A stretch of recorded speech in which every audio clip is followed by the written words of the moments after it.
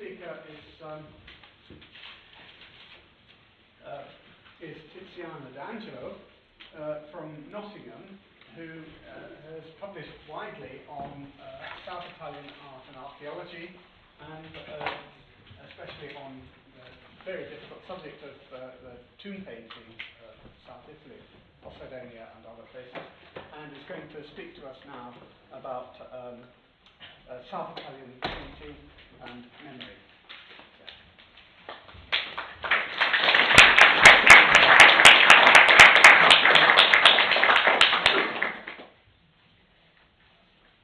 Well, thank you very much for having me here, and thanks for your very kind introduction.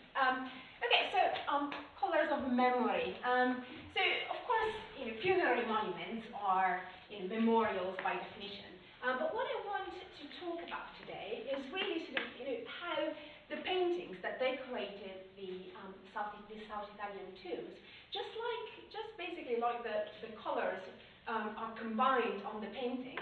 So these tombs actually create multiple layers of memories, and they also shape different identities. But let's first have a look where these tomb paintings are found. So as you can see, I've indicated only the main sites where the painted tombs are found. There are a few more, but they're concentrated in 3 regions in the south of Italy. So Campania, the Hellenic coast, Apulia, so southeast Italy, and Lucania. Okay. These are the 3 main regions. And what we've got is over 200 painted tombs. There are cist tombs, semi-chamber tombs, and semi-chamber tombs are just larger cist tombs. Here you see an example. This is a cist tomb, here a semi-chamber, and then a proper chamber tombs. And a large part of this material is still unpublished, and it's displayed in galleries, in museums across southern Italy, but much more often still hidden in the deposits of these museums. And what you see here is one of the conservators actually cleaning one of the slabs that these tombs are made of. Now, these tombs are often, they were found, first of all, they were found in Greek polis in southern Italy. They were found in Italic states. They were found sometimes in Latin colonies. So it's a sort of combination of context. And probably because of this, they're often labeled pre-Roman, probably because they just didn't know how to group them together. Now, this definition is quite problematic because it does deny carries chronological implications, cultural and political implications, but it is misleading in the sense that it denies or it overlooks a very important aspect of the meaning and function of these monuments. Now, thinking about these monuments as pre-Romans overlooks the fact that, yes, they are private monuments, and therefore they preserve the memory of local individuals and family groups, but they're also evidence of how collective memory was shaped in southern Italy during that crucial period that coincided with the crisis of Magna Graecia and the concomitant expansion of Rome. These tombs, many of which were built when Rome's control was rapidly expanding over the Italian peninsula from the 4th to the 2nd century BC, have the potential of elucidating some of the socio-political and cultural dynamics that developed in southern Italy in the wake of the Roman conquest. This is a time when the stability of the Italiote polis and of other Italic states of Magna Graecia was threatened by native populations coming from the hinterland as well as by Rome. Here you see some examples from Apulia and Campania. But actually today, so I only have 30 minutes, I'm going to focus on one site, on the site of Paestum, also known with the Greek name of Poseidonia, where I had the opportunity to conduct extensive research, thanks also to the very kind, very generous collaboration of the director and the staff of the National Archaeological Museum in Paestum, and I really want to thank the director, Gabriel Zugträger, for granting me access to the paintings in the deposit and all sort of related material. Now, Paestum is a city with a Greek, an Italic, and a Roman past. It's located on the Tyrrhenian coast, on the Gulf of Salerno. And what I want to do today, first I will sort of sketch very briefly the development of Paestum funerary painting, that painting played within the death ritual. I will then focus more specifically on late 4th and 3rd century painted tombs. That is a very crucial moment of transition, some sort of Greek to Lucanian to Roman phase of the city. And I will try to reconstruct how the local elites used funerary painting to redefine their strategies of self-representation as they gradually came under Rome's rule. So how was funerary painting used in order to build private and collective memory? How did these memorials contribute to shaping new identities once the Greek city of Adonia was taken first by the Lucanians and later by the Romans? And how was the Greek and Italic past of the city molded into its Roman present? So ultimately my goal is to explore how local elites adopted funerary painting as an effective strategy to preserve, manipulate, and create memory as the city was transformed from a Greek polis into a Lucanian state and then a Latin colony. Now, the city of Adonia was founded by Greek colonists coming from Cyprus, okay, and in the 7th century BC. And over time, it attracted several groups of Italic immigrants, and we see sort of coming mainly from the hinterland. It is sometimes argued that the city was conquered by the Lucanians around 400 BC, but this conquest seems to have been more the outcome of a very gradual process. Greek language continued to be spoken, the Bouleuterion and other Greek sanctuaries remained in use, and art in Greek style was still produced. Now, according to Pliny the Elder and the Legis Paterculus, in 273 BC, the Latin colony of Paestum was eventually founded. And here we see with Strabo the sort of very problematic, the very bits and pieces that we learn about Adonia from the literary sources, this sort of, theoretic conquest of the city. Now, when funerary painting gained increasing popularity in Adonia at the beginning of the 4th century BC, this artistic tradition had already developed in the city for about a century. Recent studies have confirmed that the very famous tomb of the diver, which was discovered in 1968 in the southern necropolis of Tempio del Prete, was not an isolated example. In addition, towards the end of the 5th century, we've got stylized figural representations that were introduced in some tombs north of the city, and shortly later, vegetal, animal, and object friezes began to decorate tombs in urban necropolis as well. Now, the phenomenon of funerary painting rapidly spread to other necropolis, and within just a few decades, a complete decorative program made of a handful of subject matters was elaborated and underwent only minor changes until the mid-4th century BC. And here you see some examples from the first and second quarter, actually, of the 4th century. Now, what was the purpose of these paintings? They decorated the interior of cysts, semi-chamber, and more rarely chamber tombs, and they were executed using a fresco technique. Now, the coat of plaster found over adjoining slabs in the cyst tombs and marks or streaks that are visible on the pictorial surface suggest that the slabs were not decorated in a workshop and then placed into the ground, but they were painted in situ during or right before the funerary ceremony that we just don't know. These marks were in fact accidentally made when the body or the grave goods were deposited inside the tomb and the paint was still wet. Painting was therefore more than just decoration. It was part of the death ritual, a performance in which the artist, the deceased, and the community of the living were involved as active participants. An exhibition curated by Gabriel Cetrigal and Marino Niola in 2017 at the National Archaeological Museum of Paestum presented the Paestum funerary paintings as actions rather than objects, comparing them with the modern notion of action painting. Now, action painting was a term coined in 1952 by the American art critic Harold Rosenberg, and it applies to works by 20th century artists such as Jackson Pollock, for whom the process of artistic creation was an integral part of the work of art itself. Now, while 20th century action painting and 4th century BC Western paintings are two very different things, we're not at all trying to say that they're similar. What they share is an emphasis on images and on art as performance. So the images painted on the walls of the Paestum tombs do not simply portray memory, but they actively build it. Now, funerary painting continued to flourish in the course of the 4th century BC, and its development provides us with the image of a complex and increasingly more integrated society, where Greek and Italic groups share the number of rituals and cultural values.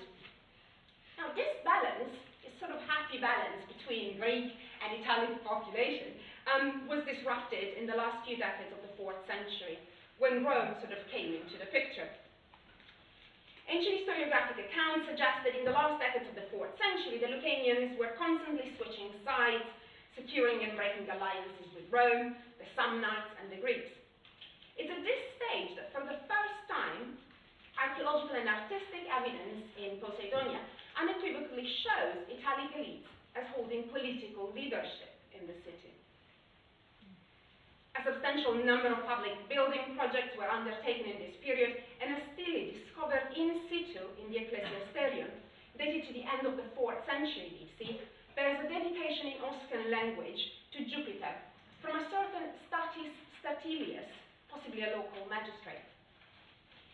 Now, the distribution of burials suggests that some of the elite groups that had consolidated their power in the first half of the century maintained their position. But we also witnessed the emergence of new clans. In addition, the funerary ritual underwent remarkable transformation. Grave assemblages, as you can see from these pieces here, became standardized. The number of chamber tombs increased compared to cis tombs, and painted decoration almost disappeared from cis burials, which were now also less accurately built.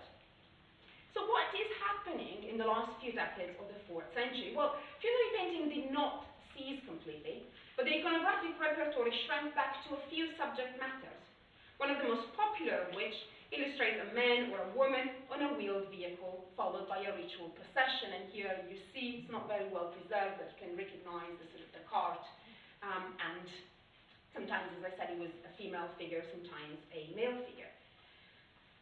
Now, the scene of the return of the rider, which was one of the earliest iconographies to be introduced in Paestum painting, and certainly the most popular, was now re-elaborated with the adoption of new iconographic schemata.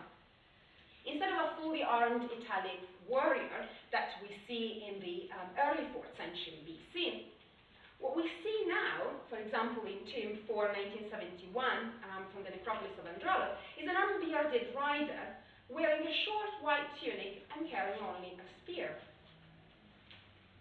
In Tomb 123, a cis grave that was found in 2010 in the necropolis of Spinazzo, the figure of the warrior is incorporated into a broader scene, with a procession of riders on one wall and women carrying scufoi and fillets on another. Now, the emphasis on the civic rather than strictly military identity of the rider, and also the multiplication of the participants, show that at this point funerary painting was meant to commemorate not just an individual, but a proper social group.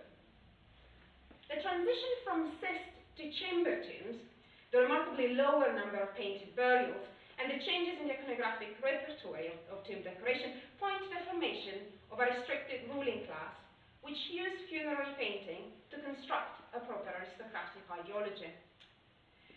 This phase, however, did not last long, and no painted tomb seems to have built in the first quarter of the 3rd century. So very rapidly, painted tombs seem to disappear from Paestum. Now, what triggered this very sudden change in the funerary ritual? Well, it's generally assumed that a Lucanian elite of Philo-Roman orientation remained in power and from the late 4th century BC at least until the foundation of the Latin colony in 273. Historiographic and archaeological evidence for the early 3rd century is rather problematic. It's very limited, but it does offer us at least a more complex picture. So Posidonia's position, for example, in the Tarentine War remains unclear. If the city joined the other Lucanians and sided, for example, with Pyrrhus against Rome in 280 BC, This would indicate the existence of internal tension, suggesting that Philo-Roman aristocracy may have been losing support in the early 3rd century. Now, this hypothesis is also in line with Livy's account, according to which between the late 4th century BC and the first decades of the 3rd century, Lucanian aristocracies had to face internal oppositions and rebellions of the agrestes and other aristocratic factions excluded from political power. So the hypothesis of a crisis of this Philo-Roman aristocracy that we saw sort of emerging in the late 4th century is in line with the idea of an absence of painted tombs at the beginning of the 3rd century BC. But where can we find answers? Well, once again, we can turn to funerary culture. Funerary culture can offer us valuable insight into the cultural and social dynamics that were unfolding in the city at this time. Now, there's a group of painted tombs from the southern necropolis of Spinazza, which can potentially help us to better understand the transformation of the Greco-Lucanian city of Adonia into the Latin colony of Paestum. Now, the necropolis of Spinazza, which you see marked here, is about 1.5 kilometers southeast of the city walls. It was already occupied in the Archaic period, but then it was abandoned. And the interesting thing is that it was occupied again from the late 4th century BC, precisely at the time when we sort of identified again the emergence of new aristocratic groups. We have about 150 burials.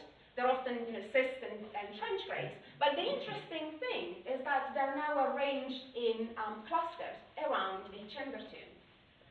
And among these chamber tombs, 9 of them are painted. Now, the chamber tombs appear mostly in clusters of 3, and the other graves are arranged around them. They have a single funerary chamber, where each wall is made of 2 courses of travertine blocks. The entrance is usually an arched door, as you can see in this example, and the tombs are accessed through a steep stairway that is cut into the bedrock. They host a single or a double deposition, and the funerary assemblages tend to be rather sober. Okay, we have just a few objects that are usually placed around the funerary couches, and they include lamps or unguentaria, miniature vases, and other sort of small objects. Male burials are sometimes characterized by the presence of an iron straddle, which is quite interesting. It sort of alludes, of course, to Greek, but also sort of Roman ideals of athletic virtue. And they're sometimes accompanied also by a gold or silver finger ring. While female burials contained the sort of usual objects that women had in their burials, they had lecanides, they had pyxides, other cups, unguentaria, bottles, rings, and fibulae. The walls are coated with plaster, and the entire surface is painted with figural scenes of high technical and pictorial quality. We definitely see a change both in iconographies but also in style when we compare these monuments with the cyst or the semi-chamber tombs that I showed you earlier. These tombs have been traditionally dated prior to the foundation of the Latin colony, so between the late 4th century BC and the first quarter of the 3rd century. And the reason is that they have to be dated before the foundation of the Latin colony. They can't be Roman. Okay? They have to be Italic. They're usually interpreted as commemorations of Lucanian identity. Therefore, then, the decline of Paestum funerary painting was seen as a direct consequence of the Roman conquest, which would have marked a turning point in the artistic, cultural, and socio-political life of the city. So the Romans arrived, and sort of, the party is over, everything ends, and the city is sort of transformed overnight. Now, this theory has been recently challenged by a number of scholars, including Michael Crawford, but also Hal Horsness, who have convincingly argued that at least some of these tombs from the necropolis of Spinazza should be dated after 269. So they should belong to the colonial phase of the city. A lower dating is primarily based on a reassessment of pottery, in particular of black lace pottery, with comparisons with other Lucanian sites, such as Rocca Gloriosa, but also an analysis of coinage. In particular, bronze coins with the legend Paestano, written in Latin alphabet, were found in two tombs at Spinazzo, tombs 11 and 29, and both Crawford and Cantilena, two specialists of South Italian numismatics, that provided compelling evidence that they must have been struck after the foundation of the Latin colony. In addition, we have a Triens with the legend Pais, which can be dated rather confidently between 218 and 201, and it was found next to one of the three burials in one of these tombs in tomb 11. And it shows, therefore, that the tomb, this chamber tomb, was still in use towards the end of the 3rd century. So it's not that things radically changed overnight in 273. Regardless, of when they were built, they continue to be used until the 3rd century. So there is continuity, of course, in these tombs, which are elite tombs. Now, a dating of the Spinazzo tombs before 273 is also based on the argument that the foundation of the Latin colony represented a sort of very traumatic event. It was accompanied by sort of radical urban and institutional changes. As I said, everything had to change overnight. But recent studies on the urban development of the colony of Paestum, and more in general actually on mid-Republican Roman and Latin colonizations, have reopened this debate. The archaeological evidence of the earliest phase of the colony shows a tension between continuity and transformation. Now, some of the colonists must have been Roman veterans, that's for sure, slaves and freedmen, but others were probably recruited from nearby Lucanian oppidum, such as Rocca Gloriosa, which suffers progressive destructuring in the first half of the 3rd century. But when we come to the actual archaeological evidence, as I said, the picture is one of both continuity and transformation. So the forum area did not just appear overnight, but was transformed very gradually. And the public monuments that had functioned as landmarks of Greek and Italic identity. So, for example, we have the Ecclesiasterion, but also the Eroon. So again, sort of the tomb of the hero founder of Poseidonia, they weren't obliterated, but actually, to some extent, they were even protected in the course of the 3rd century BC. And even extra-urban sanctuaries continue to be used. Although the epigraphic record shows an almost complete lack of inscription in Oscan and Greek alphabet after 273, so here we do see a radical change, the presence of Oscan onomastics in Latin inscription of this period, of the colonial period, suggests gentilitional continuity, with families of Lucano-Oscan origins, among whom the Minier, but also the Digiti and the Egni, are often mentioned among local magistrates. So they remained in positions of power. Now the picture is still very incomplete, and only new excavations will be able to shed light on this matter. Yet it can be useful to turn to the painted tombs at Spinazzo and explore whether and to what extent their decorative program may be compatible with the historical and cultural context of the Latin colony.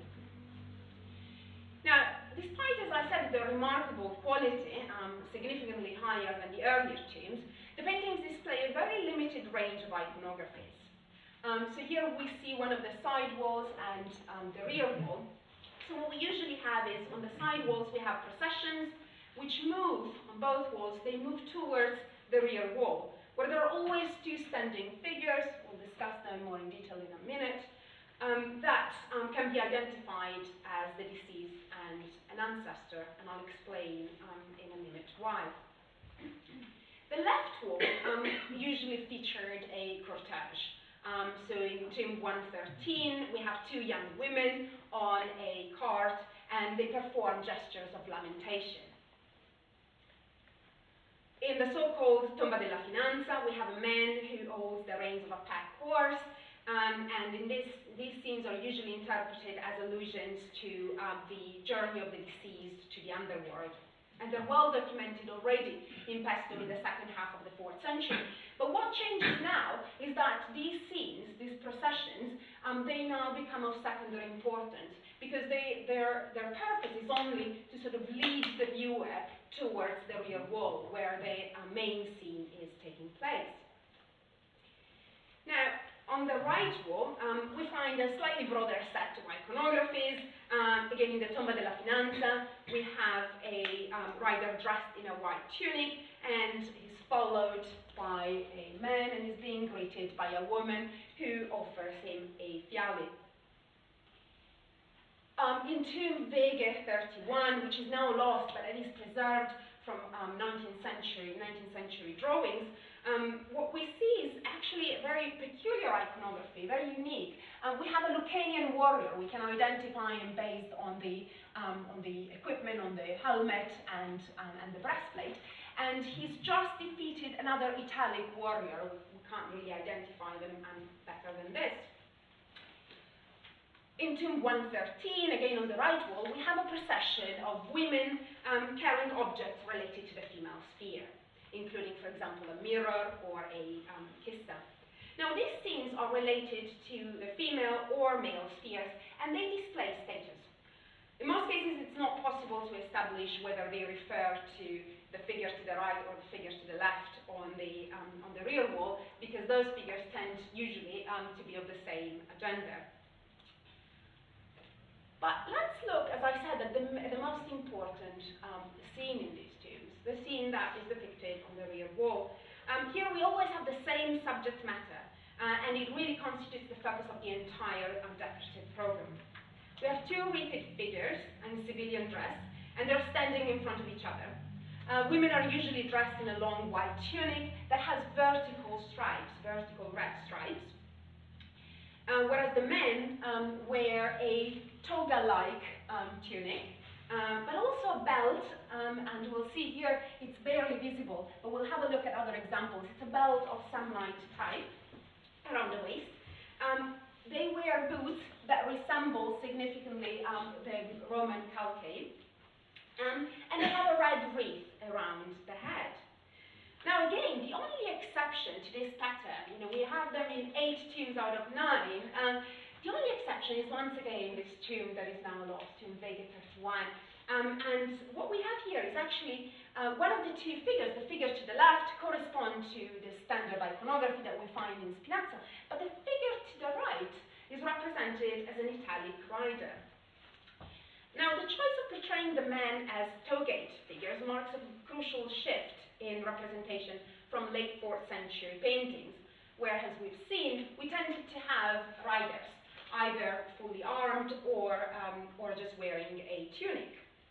Now, the toga was a popular garment in central Italy in the 3rd century BC, and it was actually an Italic costume before it became a Roman one. It was only after the social war that it became a marker of Roman identity and citizenship. So we have to be cautious when we sort of charge it with political meaning.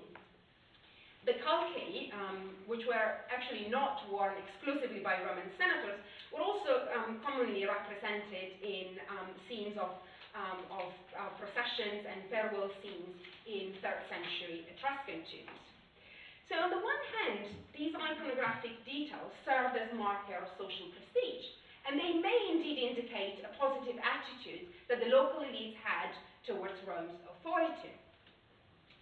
On the other hand, the Samnite bells are often interpreted as symbol of Italic identity, and in particular of Italic citizenship. That's the fact that in the Spinazzo paintings, a Samnite belt is worn by all the male figures seem to characterize the deceased and their family as Lucanians.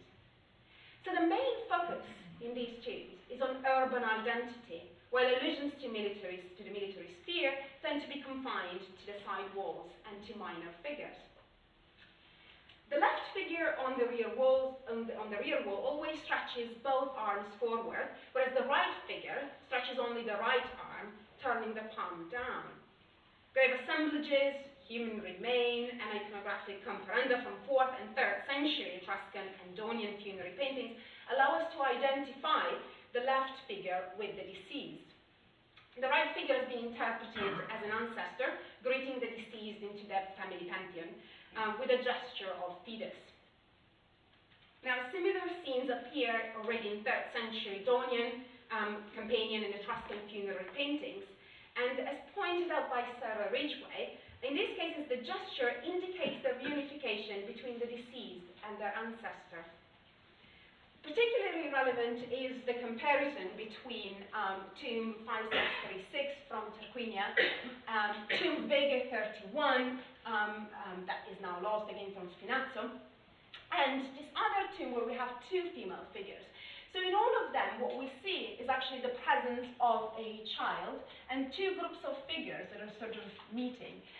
While on the Etruscan tomb, the ancestors are sort of coming out of the underworld to welcome, to greet the deceased. What we have in the Paston paintings is sort of a lack of any allusions to the underworld. Now, so what is the meaning of this? So there is no allusion here to the afterlife. So the overall decorative program of the Spinazzo tombs seem to be articulated into two parts, where past and present, the past and the present of the clan, of the family, merge, creating multiple layers of memory. We have visual references to the status of the deceased that are mostly concentrated on the rear wall, while the right and the left walls allude to the virtue and social prestige of the ancestor, and to the support offered by the family. Think about the gestures of lamentation, think about sort of journey of the deceased to the underworld. And these were important, they were part of the ritual, and they were crucial to allow the deceased to overcome their liminal condition. So the Spinazzo paintings combine elements of continuity with others of innovation. By representing the deceased and their ancestor, they link Latin present with Greco-Lucanian past, and they commemorate cultural identity as well as social status. To some extent, they address the relationship between the local pre-Roman elites and the new colonial community. Military virtue, which played a prominent role in funerary painting during the Greco-Lucanian phase of the city, is commemorated primarily on the side walls, whereas the figure of the deceased on the rear wall is placed in an entirely civic context and is associated with symbols of Roman urbanitas. The opposition between past and present becomes even more apparent in tomb Vega 31, where the ancestor is portrayed as an Italic warrior using a 4th century BC iconographic model, while the deceased is represented in civilian dress. Now, this interpretation finds support in the archaeological record, as the necropolis of Spinazzo, as I mentioned earlier, was occupied by elite groups already in the late 4th century BC, when the Lucanian aristocracy gained control of Adonia. An additional layer of meaning can be found in these paintings. Now, deceased and ancestors are usually represented in a similar fashion on the rear wall. They both wear a tunic and boots that resemble toga and calce, and are possibly a sign of acceptance of the new Latin reality. Yet a number of iconographic details evoke Lucanian identity. We have the samnite bells, shields, and the vertical stripes on the women's dress. The paintings show how the elites buried in these tombs were engaging in a process of self-romanization, but also how they chose to commemorate their cultural identity as essentially Lucanian. The Spinazzo tombs are therefore characterized by a bilingualism, which is often found in the material culture of mid-Republican colonies. After the decline of funerary painting in the city at the beginning of the 3rd century BC, a phenomenon which may have been connected with internal social and political tension, the foundation of the Latin colony may have offered some of the Lucanian families, those that have remained loyal to Rome, of course, the opportunity to maintain or even increase their privilege. Bradley argued that in the case of Latin colonies, and I quote, the variety of different statuses applied to defeated enemies speaks strongly of fragmented Roman aims in its settling conquered areas, end quote. So it is possible that the status of Latin colony granted Paestum a relatively high degree of autonomy from Rome, allowing greater integration with the local population. In line with that gentilicio continuity that had emerged from the epigraphic record, the Spinazzo paintings reflect the need of some families belonging to the pre-Roman elite to legitimize their status and power within the new colonial context. They show how these groups maintained, or at least claimed, Lucanian traditions and identity, while redefining their image and social role within the Latin community. So in the late 4th century, Adonia went through a sort of important social and political transformation. We saw how the city began to benefit from the intensifications of Rome's presence in southern Italy, and how a new Lucanian aristocracy of pro-Roman orientation gained political power. A shift in elite representations occurred exactly at this time. While earlier tomb paintings displayed a strongly Italic character, focusing on military virtue through representations of armed riders, and also other combat scenes, a new interest in civic identity and in Hellenized models of urban life emerged towards the end of the 4th century BC. Military themes were not completely abandoned, but they became of secondary importance and left more space to representations of processions and magistrates. This stage was followed by a decline and disappearance of funerary painting across southern Italy.